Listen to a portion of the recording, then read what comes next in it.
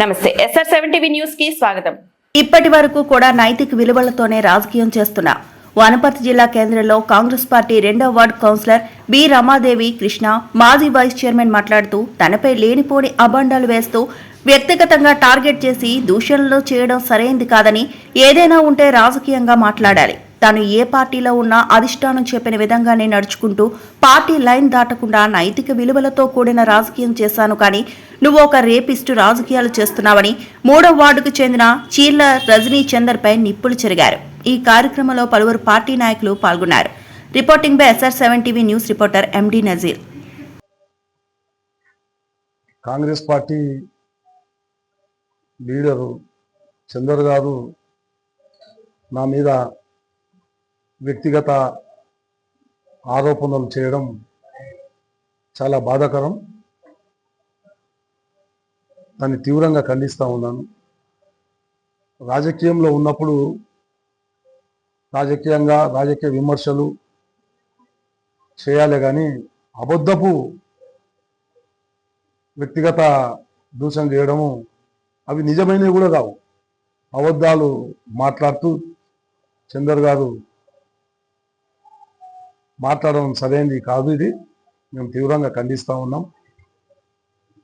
ఏదైతే మొన్న జరిగినటువంటి మున్సిపాలిటీ ఎన్నికల్లో మీరు చైర్మన్ స్థానం మాకు ఇవ్వలేదని చెప్పి మున్సిపాలిటీ బయటకు వచ్చి మీరు అనేక విషయాలు పార్టీ పెద్దల మీద అనవసరమైన అబండాలు మోపింది. అక్కడికి ఆగకుండా మళ్ళా మరుసటి రోజు ఇతర పార్టీలకు సంబంధించిన కుల సంఘాల వల్ల దొరికొచ్చి మళ్ళా పార్టీ పెద్దలను విమర్శ చేసింది. మళ్ళా మూడో రోజు అట్లా కంటిన్యూగా మీరు మన పార్టీకి సంబంధించిన కాంగ్రెస్ పార్టీకి సంబంధించిన పెద్దవాళ్లను తీవ్రంగా విమర్శ మీరు చేసిండ్రు, ఆ కుల సంఘం పెద్దలు చేసిండ్రు. ఆ సందర్భంలో కాంగ్రెస్ పార్టీలో గెలిచినటువంటి బీసీ కౌన్సిలర్లు ఎవరైతే ఉన్నారో వారితోనే మీరు ప్రెస్ మీటింగ్ పెట్టండి. చాలా తప్పిదం మాట్లాడుతూ ఉన్నారు చందర్ గారు అని చెప్పి కాంగ్రెస్ పార్టీ చెప్తేనే ఈ మధ్యకాలంలో కాంగ్రెస్ పార్టీ జిల్లా కార్యాలయంలో ప్రెస్ మీటింగ్ పెట్టినాం.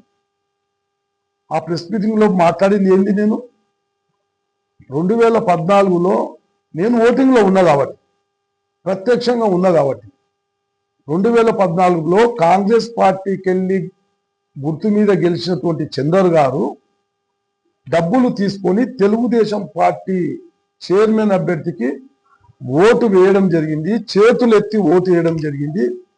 ఈ విషయంలో పత్రికల్లో కూడా రాయడం జరిగింది. మున్సిపాలిటీ రికార్డులో కూడా చందర్ గారు కాంగ్రెస్ అభ్యర్థి తెలుగుదేశం పార్టీ చైర్మన్ అభ్యర్థికి ఓటు వేసిందని చెప్పి మున్సిపాలిటీ రికార్డులో ఉంది. కాబట్టి ఈ విధమైనటువంటి ఒకసారి కాంగ్రెస్ పార్టీ గెలిచి చైర్మన్ కాంగ్రెస్ పార్టీకి మోసం చేయడం వల్ల ఆనాడు కాంగ్రెస్ పార్టీ రెండుగా చీలిపోయింది.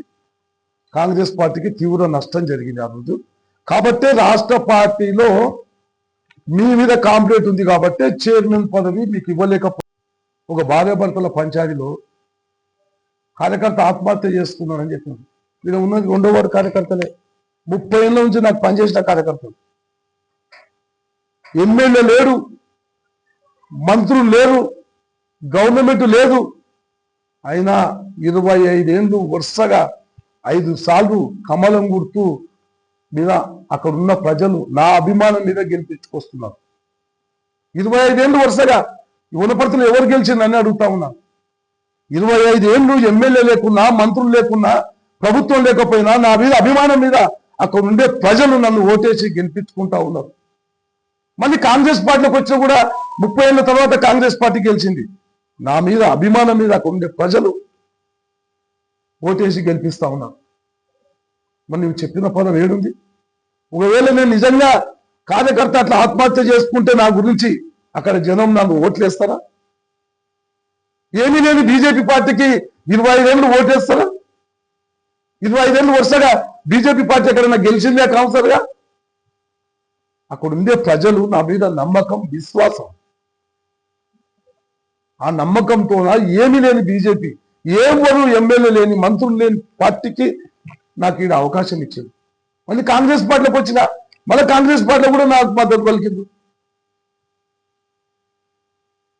ఈ విధమైనటువంటి తప్పుడు ఆలోచనల వల్ల సరైన విధానం కాదు. జీవితంలో తప్పు చేస్తున్నావు. ఒకసారి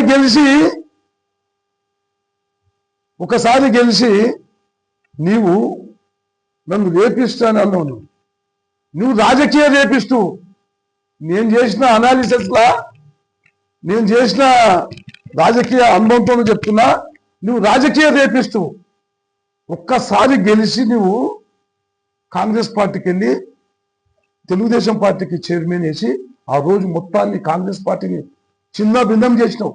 నువ్వు రాజకీయ రేపిస్తూ మళ్ళొకసారి మళ్ళొకసారి ఇప్పుడు గెలిచినావు, మళ్ళీ రాజకీయ రేపిస్టుగా తయారైనావు.